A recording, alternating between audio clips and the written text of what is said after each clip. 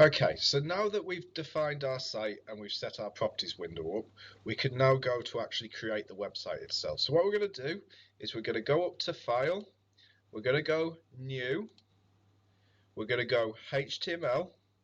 Now I'm going to call this template. Okay, so in the document title is going to be template. Okay, and then going to click create. So HTML, call it template, click create. Alright, just want to very quickly point something out to you. There are two windows we're going to be using in Dreamweaver. Okay. Now, when you load it up, it opens up the window that we don't want to have it in, which is split screen, where you can see the code and then you can see the graphical representation, what we call the WYSIWYG representation. What you see is what you get. Okay. But just pay attention in the video. Am I using design, which is the WYSIWYG part of it? Okay. Or I'm going to be using code. Don't have your window in split screen. Either have it in the design window or code, and just pay attention to which one I'm working in because it'll be highlighted blue. I then need to insert what we call a table to hold our content. And our website page is actually going to be made up of two tables.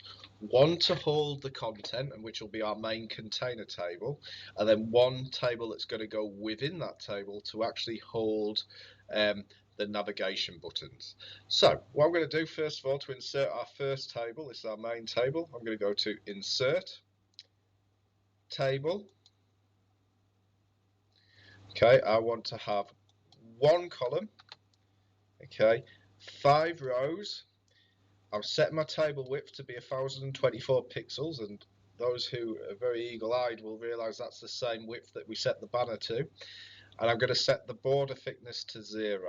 Once you've done that, click OK.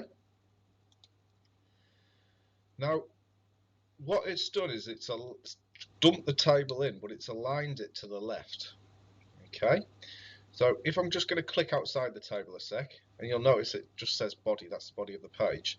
When I click inside the table, you can see that we then get these, what we call breadcrumbs available. Now I want to be on the table option, so just click table, and then I'm going to go down to here where it says align, and it currently says default. I'm going to set it to center. Okay, now I'm going to set up my table that we're going to hold the navigation buttons here. So I'm going to go to the second row. Okay, and before I do this, actually, I just want to format how content's going to appear in the table. So a bit like when we use a spreadsheet, I'm going to click in the bottom cell. I'm going to hold the mouse button down. So I've got it pressed down, the left button. I'm going to drag up across our table. So it's selected them all. I'm then just going to move down to the bottom here. Where it says hors, I'm going to change that to center. And when it says vert, I'm going to set it to top. Okay. So now the content will appear dead on center where we want it. So what I'm going to do is I'm going to click in the second row. I'm going to go insert. I'm going to go to table. Okay, this time I want to have one row. I want to have 4 columns because we've got 4 buttons.